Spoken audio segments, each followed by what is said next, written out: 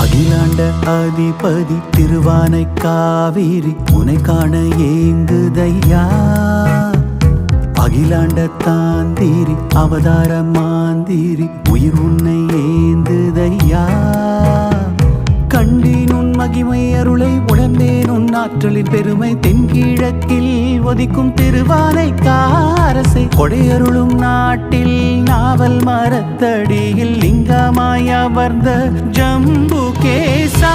வேதத்தின் வித்தென்று அறிந்தேனே உன்னை வியர்வைக்கு சொத்தாக பெற்றேனே உன்னை.